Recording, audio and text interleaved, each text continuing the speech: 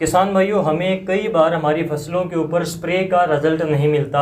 जो हम कीटनाशक का, फंगिसाइड का, किसी खाद या फिर एनपीके का स्प्रे करते हैं तो स्प्रे का रिजल्ट हमें कई बार तो कम मिलता है, कई बार अच्छा मिलता है, कई बार बिल्कुल भी रिजल्ट नहीं मिलता और कई बार हमारी फसल के ऊपर उसका गलत रिएक्शन भी देखने को मिलता है, फसल भी जल जाती है। तो ऐसा क्यों होता है? हम स्प्रे करते समय ऐसी 10 गलतियां करते हैं जिनकी वजह से हमारी फसलों के ऊपर स्प्रे का रिजल्ट पूरा नहीं मिल पाता। तो ये वीडियो देखने के बाद में आपको पता चलेगा कि आपने कौन सी गलतियां करी हैं जिसकी वजह से आपको रिजल्ट स्प्रे का कम मिल रहा है। सबसे पहली गलती की अगर हम बात करें तो हम गलत समय के ऊपर स्प्रे करते हैं। ज़्यादा धूप में और दोपहर के टाइम पर आपको स्प्रे नहीं करना चाहिए, इससे भी स्प्रे का रिजल्ट कम होता है। तो आपको सुबह जब आपकी फसल पूरी तरह से ओस से सूख जाती है, यानी कि पौधे के ऊपर ओस का पानी बिल्कुल भी नहीं होना चाहिए, उसके बाद में आप स्प्रे कर सकते हो। और शाम को सूर्य ढलने से पहले, सूरज डूबने से पहले आप स्प्रे करते हो तो उसका रिजल्ट काफ़ी अच्छा मिलता है। बल्कि शाम का समय तो स्प्रे करने के लिए और भी अच्छा माना जाता है सूर्य डूबने से पहले। अगली जो मिस्टेक हम करते हैं कि इंसेक्टिसाइड को, यानी कि कीटनाशक को, फंगिसाइड को और एनपीके या खाद को हम मिक्स करके स्प्रे करने की कोशिश करते हैं। तो यहाँ पर हम सबसे बड़ी गलती करते हैं। एक तो आप जितने ज़्यादा टेक्निकल को, जितनी ज़्यादा स्प्रे को मिक्स करोगे उतना रिजल्ट कम होता जाएगा। और कुछ ऐसी स्प्रे होती हैं जिनको मिक्स करने से उनमें विपरीत रिएक्शन होता है और वो फसल के ऊपर भी नुकसान करती हैं। कुछ ऐसी खाद होती हैं जिनको मिक्स करने से उनमें विपरीत रिएक्शन होता है और वो फसल को जला देती हैं। जैसे कि कॉपर ऑक्सीक्लोराइड जो फंगिसाइड आता है उसको हम किसी दूसरे कीटनाशक के साथ में मिक्स नहीं कर सकते। उसको किसी जो एंटीबायोटिक आते हैं उनके साथ में केवल मिक्स किया जा सकता है। जैसे कि स्ट्रेप्टोमाइसिन आता है, उसके साथ में हम मिक्स करते हैं तो अच्छा रिजल्ट देता है, लेकिन किसी कीटनाशक के साथ में उसको मिक्स नहीं करना चाहिए। आपका घोल फट जाएगा, फसल के ऊपर नुकसान भी हो सकता है। दूसरा, हम कई बार एनपीके का स्प्रे करते हैं, जैसे कि 05234 है, उसके साथ में हम जिंक सल्फेट डालते हैं, मैग्नीशियम सल्फेट डालते हैं। तो ये भी हमारी फसल के लिए हानिकारक है, नुकसान कर सकता है, आपका रिजल्ट कम होगा, घोल भी फट सकता है। हाँ, फास्फोरस के साथ में आप चिलेटेड जिंक डाल सकते हैं 12% वाला, वो फास्फोरस के साथ में रिएक्शन बिल्कुल ही कम करता है, तो उससे नुकसान नहीं होता। तो ये चीज़ आप ज़रूर ध्यान रखें। इसके अलावा जो कैल्शियम नाइट्रेट है उसको अगर हम बोरोन के अलावा दूसरी खाद के साथ में मिक्स करेंगे तो हमारा घोल फट जाता है और ये कई बार फसल के ऊपर भी नुकसान कर सकती है। तो हमें इसके साथ में दूसरी खाद को मिक्स नहीं करना चाहिए।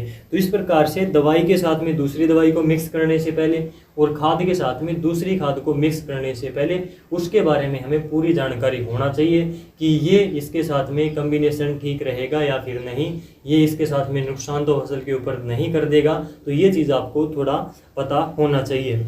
इसके बाद में जो तीसरी मिस्टेक हम करते हैं कि कीटनाशक दवाइयों के टेक्निकल नाम के आगे उसमें फॉर्मुलेशन लिखा होता है, जैसे कि ये दवाई इसी फॉर्मुलेशन में है, 80 फॉर्मुलेशन में आती है, WG फॉर्मुलेशन में आती है। ये फॉर्मुलेशन में आपको जब भी कोई दवाई के बारे में, टेक्निकल नाम के बारे में बताता हूँ तो उसकी फॉर्मुलेशन ज़रूर बताता हूँ।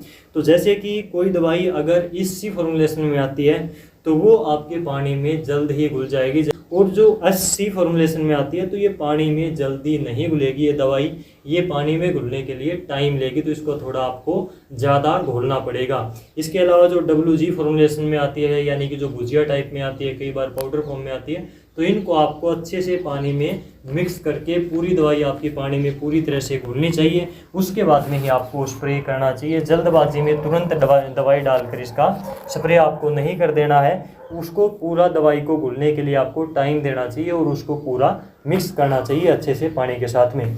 जो हम चौथे नंबर पर गलती करते हैं कि एक ही टेक्निकल को बार बार अपनी फसल में स्प्रे करते रहते हैं। यानी कि काफ़ी किसान भाई क्या करते हैं, कुछ किसान भाई तो रोगोर के पीछे पड़े रहते हैं, कुछ मोनोक्रोटोफॉस के पीछे पड़े रहते हैं, यानी कि जो मोनोसील जिसको हम बोलते हैं, मोनो कीटनाशक के नाम से आती है, तो मोनो या फिर रोगोर काफ़ी किसान भाई डालते हैं, उसके पीछे पड़े रहते हैं, बार बार उसको ही डालते हैं। तो ये गलती आप ना करें। एक बार आपने अगर मोनोक्रोटोफॉस डाली है तो अगली बार आपको रोगोर का स्प्रे कर देना चाहिए, और उससे अगली बार आपको जो तीसरा स्प्रे करते हो आप, तो उसी जो कैटेगरी की स्प्रे होती है, जैसे थायोमेथोक्सम आती है एक तारा के नाम से, तो उसका स्प्रे आप ले सकते हैं। ऐसे आपको बदल बदल कर स्प्रे करना चाहिए, केवल एक ही टेक्निकल के पीछे हाथ धोकर नहीं पड़ना चाहिए। इसके बाद में नंबर 5 पर जो हम मिस्टेक करते हैं वो पानी की मात्रा गलत लेते हैं। कई बार पानी की मात्रा कम ले लेते हैं। 100 लीटर पानी बताया जाता है तो आप क्या करते हैं 70-80 लीटर ही डालते हैं। अगर 150 लीटर पानी बताया जाता है तो आप क्या करते हैं उसमें मुश्किल से 100 लीटर पानी ही डालते हैं। यानी कि जो 15-16 लीटर वाला स्प्रे पंप आता है उसको किसान 1 एकड़ में क्या करता है 4-5 पंप ही डालता है, ज़्यादा से ज़्यादा 6 पंप डाल देता है। तो ये सही नहीं होता। कम से कम 1 एकड़ में आपको 120 लीटर पानी तो डालना ही चाहिए। 120 लीटर से लेकर 150 लीटर पानी आपको नॉर्मली सभी दवाइयों के साथ में 1 एकड़ में डालना चाहिए। तो दवाई की डोज के हिसाब से आपको पानी की मात्रा का ध्यान रखना है। ये बात आप ज़रूर ध्यान रखें, यहाँ पर काफ़ी किसान भाई गलती करते हैं। जो अगला हमारा पॉइंट आता है कि हम दवाई की डोज सही नहीं रखते। ये पॉइंट अलग से मैंने इसलिए लिया है ताकि आपको अच्छे से क्लियर हो सके कि दवाई की मात्रा सही रखना कितना ज़रूरी होता है। हम कई बार क्या करते हैं ये सोचते हैं कि अभी बीमारी का प्रकोप इतना ज़्यादा है नहीं, तो 1 एकड़ की दवाई हम 1.5 एकड़ में डाल देते हैं, 2 एकड़ में डाल देते हैं। और कई बार क्या करते हैं कि कीटों का अटैक ज़्यादा हो गया है, बीमारी का अटैक ज़्यादा है, तो हम दवाई की डोज भी 1.5 गुना कर देते हैं, कई बार 2 गुना कर देते हैं, डोज ज़्यादा बढ़ा देते हैं दवाई की। तो वो हमारी फसल को नुकसान करती है। हमारी फसल के ऊपर कई बार तो पकेवा ले आती है, उसके बढ़वार को रोक देती है, या फिर कई बार फसल के ऊपर काफ़ी दुष्प्रभाव डालती है, फसल में काफ़ी नुकसान करती है, फसल को कई बार जला भी देती है। तो दवाई की डोज आपको सही डालनी चाहिए। अगर आपने दवाई की डोज कम कर दी तो रिज़ल्ट आपको बिल्कुल भी नहीं मिलेगा, और ज़्यादा आपने डोज डाल दी तो भी फसल के ऊपर नुकसान होगा। तो इसलिए दवाई की डोज का आपको विशेष रूप से ध्यान देना चाहिए। ये बात मैं आपको जोर देकर यहाँ पर कहना चाहता हूँ। इसके बाद में जो 7वें नंबर पर हम मिस्टेक करते हैं कि खेत में नमी ना होने की कंडीशन में भी स्प्रे कर देते हैं, सूखे खेत में भी स्प्रे कर देते हैं। चाहे कीटनाशक का स्प्रे करते हो, चाहे फंगीसाइड का, चाहे कोई खाद NPK का आप स्प्रे करते हो, आपके खेत में नमी जितनी अच्छी मात्रा में होगी आपको रिजल्ट भी उतना ही अच्छा मिलेगा दवाइयों का, खाद का। तो अगर आपके खेत में नमी नहीं है तो आपको स्प्रे नहीं करना चाहिए। पहले आपको पानी देना चाहिए फसल में, उसके बाद में आपको ऊपर से 1 दिन के बाद में, चाहे 2 दिन के बाद में, जब आप चाहें उसमें स्प्रे कर सकते हैं। तो नमी की मात्रा जितनी अच्छी होगी रिजल्ट उतना अच्छा मिलेगा। ये बात आप अपने ध्यान में ज़रूर रखना। इसके बाद में 8वें नंबर पर जो गलती करते हैं उसमें भी हमें काफ़ी नुकसान होता है, क्योंकि आजकल ट्रैक्टर वगैरह से स्प्रे काफ़ी होती है। तो जो 500 लीटर वाला ढोल होता है ट्रैक्टर का, उस ढोल में हम क्या करते हैं, जैसे कि NPK के साथ में दूसरी खाद का स्प्रे करते हैं, तो पहले हम उसी ढोल में NPK डाल देते हैं, फिर ऊपर से हमने जिंक डाल दिया, मैग्नीशियम डाल दिया, बोरोन डाल दिया।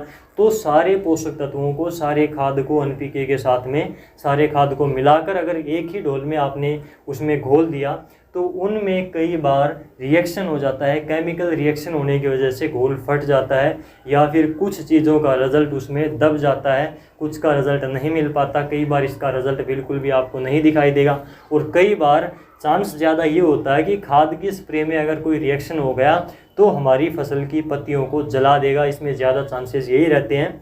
तो इसलिए चाहे कोई दवाई आप मिक्स करते हो, चाहे खाद के साथ में कोई खाद या दवाई मिक्स करते हो, तो इनका घोल आपको अलग अलग बर्तन में बनाना चाहिए। और जो दवाइयाँ जो खाद हम मिला सकते हैं उनको अलग अलग बर्तन में घोल बनाकर उसका तुरंत हम स्प्रे पंप के अंदर अगर डालकर स्प्रे कर देते हैं तो उसमें रिएक्शन होने की गुंजाइश काफ़ी ज़्यादा कम हो जाती है, न के बराबर हो जाती है। तो इस चीज़ का ध्यान रखें। अगर हम किसी चीज़ को किसी चीज़ में मिक्स करके स्प्रे करते हैं तो उनका घोल आपको कम से कम अलग ही बनाना चाहिए। इसके बाद में 9वें नंबर पर जो हम स्प्रे करते समय पर कमी महसूस करते हैं कि आप स्प्रे के साथ में सिलिकॉन चिपको का प्रयोग नहीं करते, स्टिकर का प्रयोग नहीं करते। ये जो समय है बारिश का समय है, और कई बार बारिश स्प्रे के बाद में हो जाती है तो हमें स्प्रे का रिज़ल्ट नहीं मिल पाता, महंगे स्प्रे भी हमारे व्यर्थ चले जाते हैं, रिज़ल्ट नहीं आता।